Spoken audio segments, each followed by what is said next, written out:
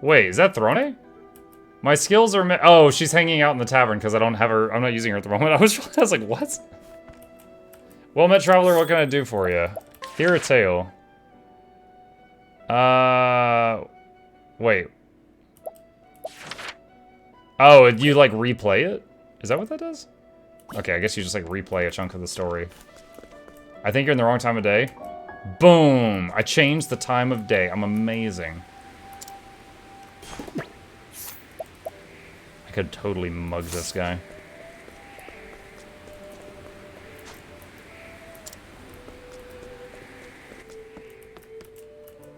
A toast to the ceasefire.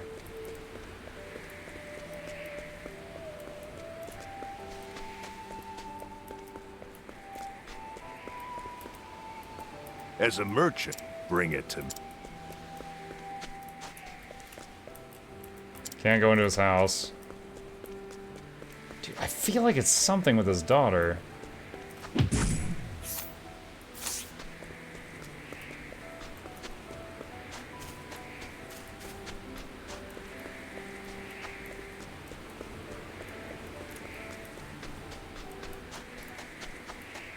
The town's not that big.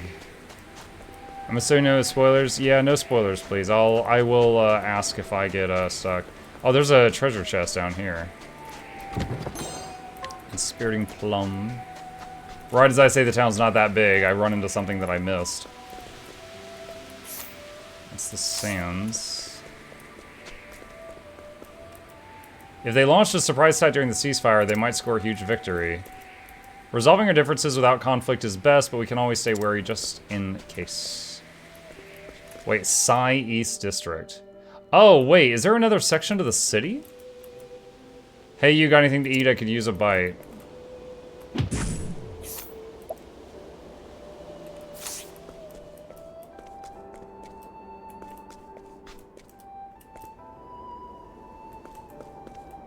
Wait a minute, can I use the merchant skill to hire her and bring her to him?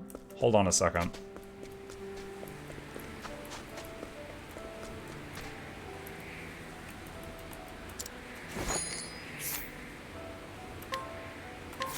Let's work up a nice sweat. But what?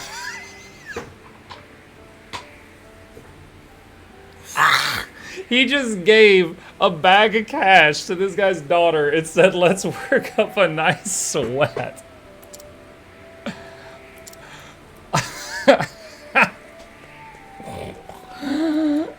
Oh boy. She got his goat, chat.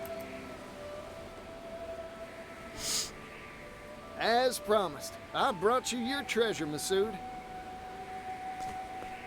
You did you? Show me. Your greatest treasure is her, your daughter.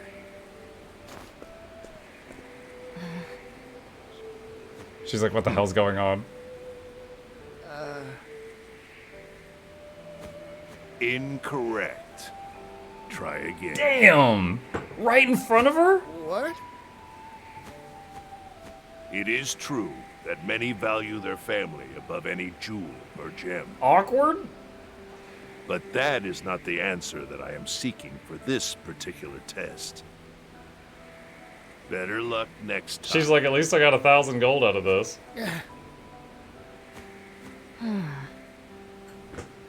She's like, I'm used to this crap, that sucks. Tarnation. I was sure I had it. What is this test that father gave you? Huh?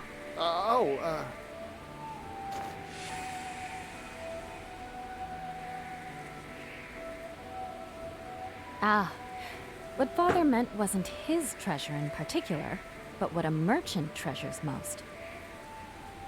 The thing you treasure most as a merchant isn't leaves or sundries, right? A merchant's treasure. That's all the hints you'll get from me. Good luck. She's like, I know the answer, I'm not telling you. What do I treasure as a merchant? Like she said, not leaves or sundries, that's for sure. The smile on That's it. customers' faces. My greatest treasure is me.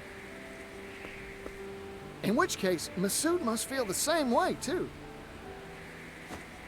It's worth a shot, anyhow.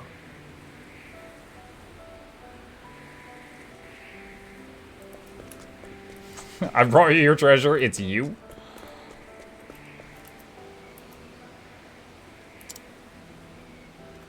Oh wait, are we gonna hire him and bring him to himself? No, I don't have enough money because I bought all that armor.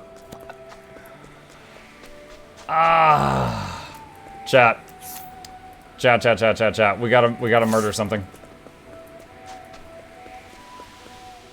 We have got Shugo levels of money right now. We gotta fix that.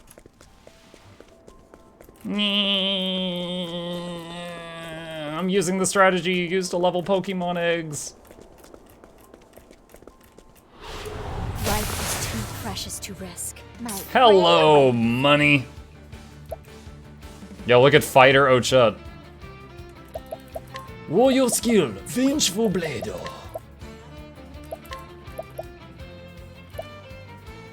Let's just see what it does. Go on then. That's Demon Deer. Now then. Fire. I'm just getting warmed up. Don't forget to equip Ocho better gear. Oh crap! Catapult, go, go, go!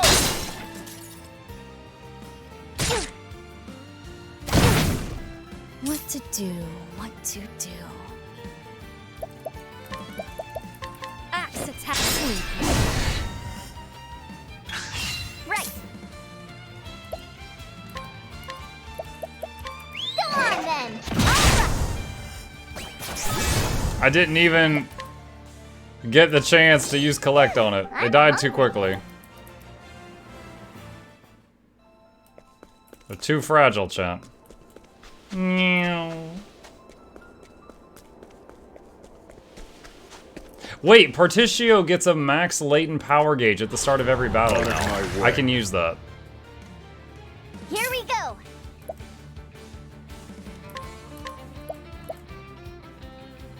Go on then. Time to finish this. Does she get an extra turn? Nope. Fire. What to do? What to do?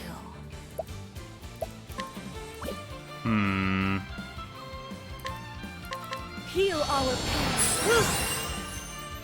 Here goes. Much appreciated. 540. Let's go. Go on then. Bring it on. Much appreciated. Alright, there's another 500. Now then. Fire. Thank you for your donations to the cause. You may leave now.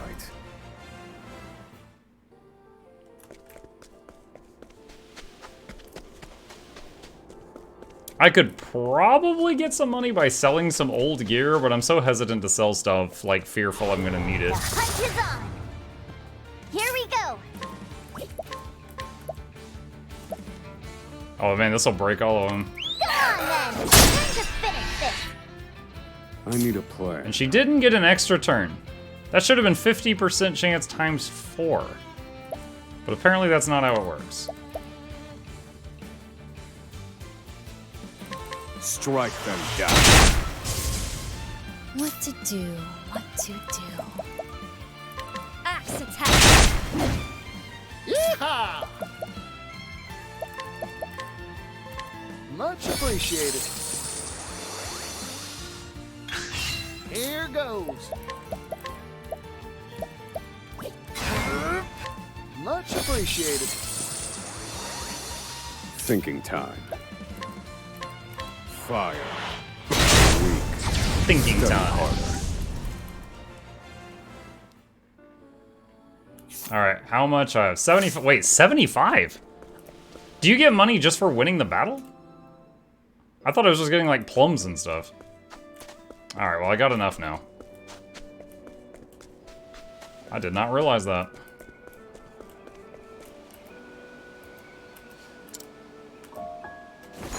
Alright, nighttime. Hire him. You want to hire me? What is the meaning of this insult, Mr. Nobody? I've figured out your treasure, fella. It's you, yourself.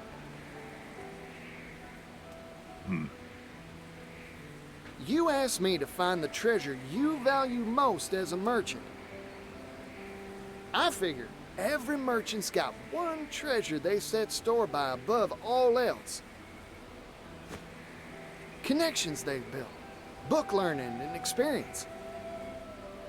All these things are far more valuable than any material object, leaves included. Or am I wrong? Correct. I'm surprised you got it. Of course I did. My greatest treasure's the same as yours, after all. Besides, your daughter gave me a friendly push in the right direction. If I couldn't find the answer after all that, I'd have no right to call myself a merchant. I am honestly astonished that there are still merchants in this world who know how to see to the heart of matters. There have been dozens like you who have come here seeking my mercantile manuscript. Every one of them failed this test and went home empty-handed. I started to think the world had gone dull since I retired. At least he didn't tell him. He's like, your daughter helped me build up a right sweat. we're just gonna say what happens in the lower town stays in the lower town. Here, take it. What's this? The key to the archive in which I placed my mercantile manuscript. Read to your heart's content. Yippee! You sure it's all right? I've grown old. I don't have much time left. When I pass, so too will my greatest treasure, correct? So I might as well pass on a part of that treasure to you, Particio the merchant. The sum treasure of those who came before you. You got it, fella. Thank you.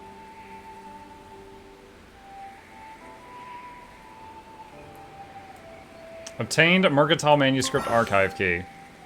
You can now peruse the Mercantile Manuscript in the archives. The records are full of information documented by Masood. You never know what knowledge you may glean about items, equipment, and more. Whoa! That room is bigger on the inside.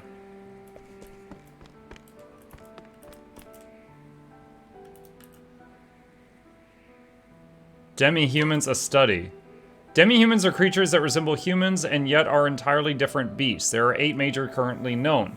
The verminous ratkin, the reptilian lizardmen, the avian birdians, the amphibian frogans, the simian apes, the subterranean moles, the feline kate, and the cephalodon octopuffs.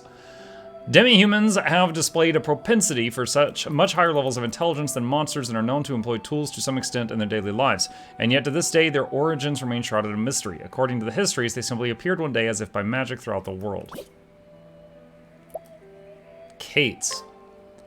Kates are a skittish race, the most timid of the demi-humans. According to myth, there was once a great war fought between humanity and the demi-humans. The conflict was long and bloody, but in the end, humanity emerged the victor. Through wisdom or foresight, the Kate alone sided with mankind during the strife, and this alliance won them a place within human society. Unfortunately, the clever and cunning nature of the Kate soon earned them the ire of their neighbors, and before long they found themselves ostracized and cast out. Labeled as traitors by demi-human and human societies, the Kate withdrew from both to pursue isolated lives hidden away from all who might do them harm. The smell of beloved delicious catnip seems to be the only thing that can draw them out of their hidden places they call their homes. Octopuffs. Octopuffs are the most independent of all the demi-humans and the only ones that choose not to participate in the mythological war between humanity and demi-humans. They are known to prefer travel to battle, and it is known that they are only stop their wanderings when their time on Earth is over. We ran into an Octopuff traveler earlier on. It was just like a rare mob. It gave us a bunch of money. There are many superstitions surrounding the Octopath. Their passion for travel and idealistic search for paradise has led some to believe they are symbols of good fortune. There are even rumors that only those pure of heart can encounter them. Of course, adults who have long ago lost the innocence of childhood can still employ cunning to improve their odds of encountering these rare creatures. Octopuffs favor small, dark spaces, and so the shrewd use Octopuff pots to draw them out. Riddles of demi-humans. All demi-humans possess a certain modicum of intelligence. For example, Raitkin are known to steal and employ human weaponry and clothing. Birdians possess the ability to craft primitive stone axes, and yet a burning question remains unanswered. Who fabricated the crowns and other ornaments that demi-human leaders are often seen wearing? As far as we know, the demi-humans do not possess the technology or art to craft such intricate accessories. More curious yet, both the make and material of these ornaments are clearly not of human design. So, where did they come from? I feel like I'm reading about the script right now. Where, for that matter, did the demi-humans themselves come from? This is merely a theory without any evidence to support it, but perhaps these strange creatures hail from another world entirely. The Great Wall in Myth and Legend. Guarding the town of Stormhail in the Winterlands is the Great Wall, a colossal construction that has long kept the town safe from external threats. A local legend states the massive fortification was raised in a single night by the gods themselves. Sturdy and strong, yet intricate in its design, it is clear that this wall is indeed a feat of engineering beyond what modern civilization is capable of. The legend of this wall continues thus. The Great Wall is merely one small segment of some greater fortress, and the central citadel itself lies deep underground. Many archaeologists have spent years attempting to uncover this hidden redoubt to no avail. More curious is the event that occurred some 820 years ago. An enormous cavity suddenly appeared in the Great Wall, though none knew who created it or how. Later, given the name of the Pit of Dark Quest, it was the catalyst for a conflict between the fallen kingdoms of Fjall and Delstash. The struggle would later be known as the War of the Great Wall. We're laying down a lot of lore here, chat. The lore! Gate of the Netherworld. The poet Kai penned this message some 100 years ago. On an island lost in sea split twain lies a portal to an alien plane. Beware, be warned, ye fools who approach, for none should draw near, this gate encroach. When Kai first published this passage, it was assumed the island was a mere figment, the product of a poet's overactive imagination. However, in recent years, Kai's less well-known history as an adventurer has come to light, and scholars have begun to debate whether his poems were not fantasy, but in fact the annals of his travels. A warning for you who reads this entry. Though the existence of a portal to an alien plane seems preposterous, we must remember that what seemed impossible yesterday becomes common sense tomorrow. Sneer at what you don't understand at your own peril, for one day you may find yourself on the wrong side of the truth. Chat, that was that just one shelf?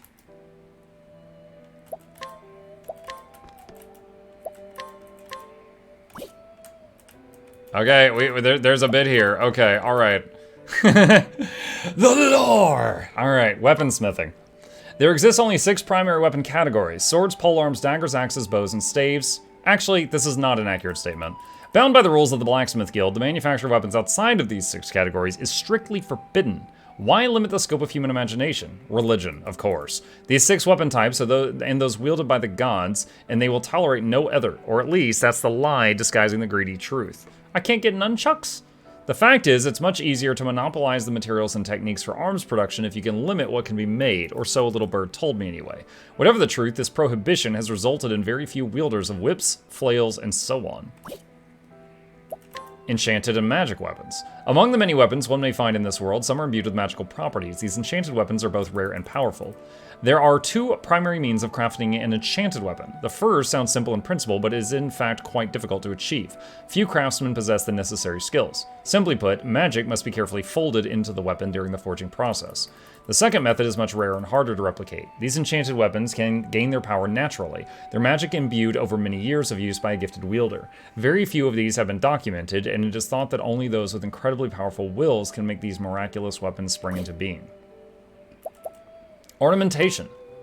What is ornamentation? Literally interpreted, it refers to ornaments worn for fashion, like a big floppy garish hat. This assumption is a common one, but is in fact erroneous. The truth of the matter is that true ornamentation refers only to special jewels crafted by dedicated sacred craftsmen. Only a handful of leaders are permitted to wear these ornamentations, partly because many of them are imbued with unique magical properties. Prime examples would be an amulet that protects against offensive magic, or a necklace that greatly increases the abilities of its wearer. Unfortunately, the knowledge and techniques needed to craft these potent relics are slowly being lost, and their rarity is only bound to increase as the sands of time continue to fall. Battle-tested armaments. To the victor go the spoils, a long-standing tradition adhered to by those who live by the sword. The stronger take from the strong until at last the day comes when the ultimate warrior and ultimate weapon are united. When a weapon has triumphed over countless foes, remaining undefeated in the hands of a skilled wielder, it becomes what is known as battle-tested armament. Nowhere is it written that these armaments must be masterwork weapon crafted by a renowned smith. No, these weapons are forged in the fires of battle. As they taste the blood of innumerable mighty warriors, they awaken to a greater power that dwarfs that of their humble origins. More battle-tested armaments. The bards sing of legendary weapons passed down through countless ages. After untold thousands of fierce battles and stunning victories, they have acquired power beyond imagining. A sword that can cleave the sun, a spear that can pierce the moon, a dagger that can send all the stars in the sky tumbling down, an axe that can split the earth in twain, a bow that can transfix the heavens, a staff that can call up calamities untold. Of course, these are mere turns of phrase, exaggerations no doubt. Still, very few know of the true power of the battle-tested armaments. Why, you ask? Because most of these weapons have long slept in graves beneath the soil. Divine weapons. In times of yore, the gods entrusted humanity with 6 divine weapons so they could protect themselves from evil. The conqueror's sword, the warlord's spear, the dancer's blade, the lionheart's axe, the hunter's bow, and the spirit lord's staff. It is said that each of these weapons houses incredible power, and that those who can unlock it will earn themselves the title of arms master. And yet, the divine weapons were too mighty for humankind. Driven by greed and ambition, the arms masters soon began to quarrel amongst themselves. One by one, these artifacts were lost, and with them the skills and knowledge needed to wield them. Still, there are some who remember. Among these learned few, it is thought that rightful heirs to the secrets of these weapons still reside in this land, passing their knowledge down through generations of chosen successors. Of course, this is more likely than not just empty fantasy. Okay. I am reminded, chat, of when I was playing the Bendy and the Ink Machine game. I think it was the second one.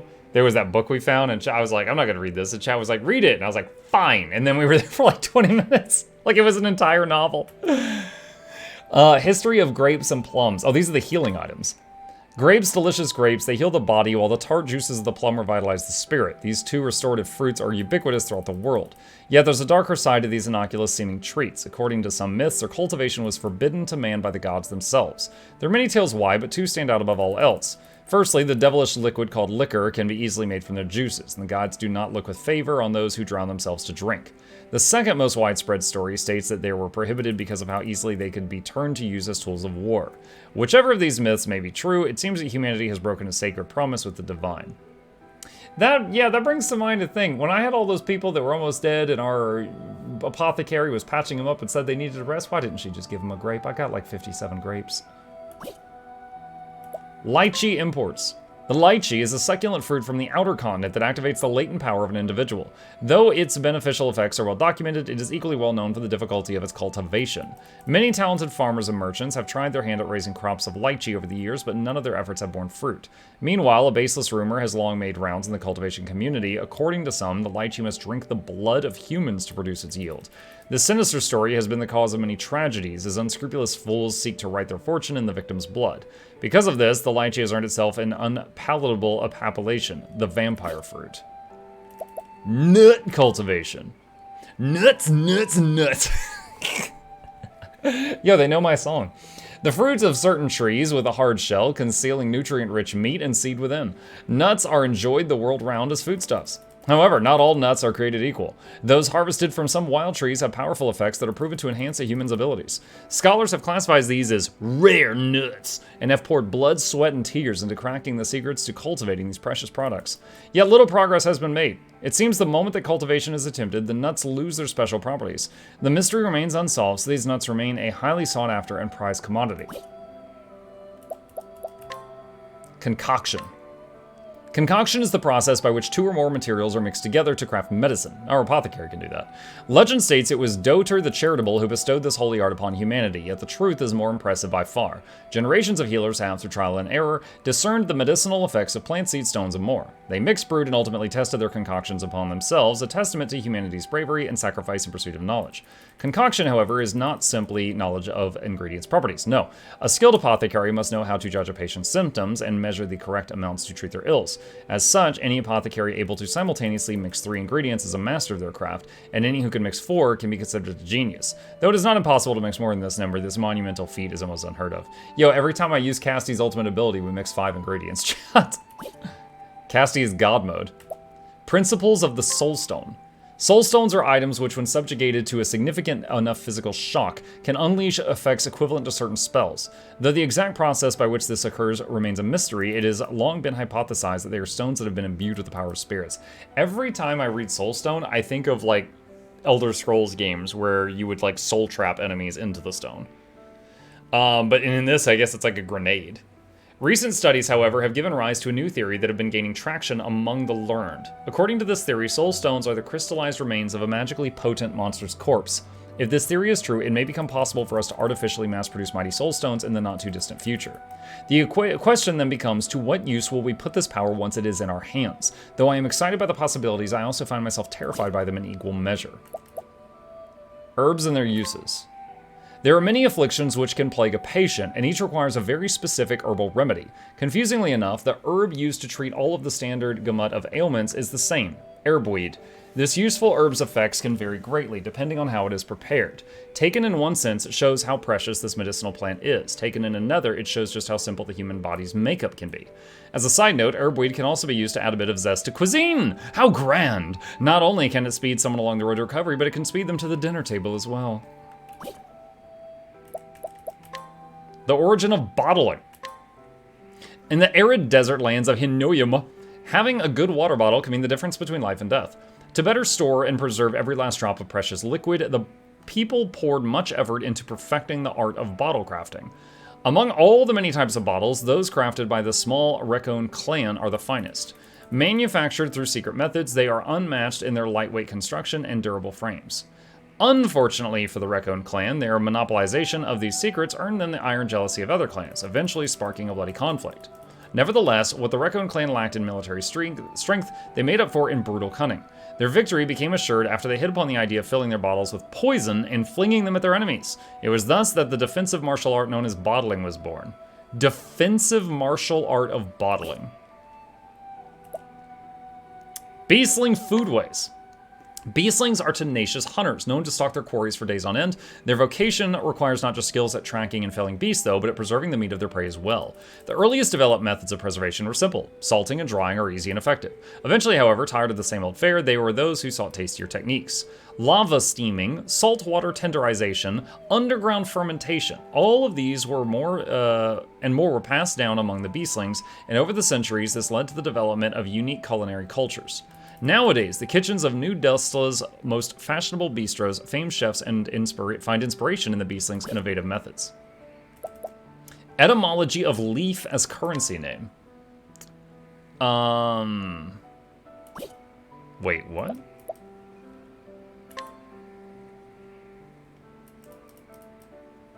Oh, wait, okay, I thought this was the wrong one. Herbweed, a miraculous plant required to craft every variety of healing herb. Its discovery revolutionized medicine and saved innumerable lives, earning it the epitaph, the plant of the gods.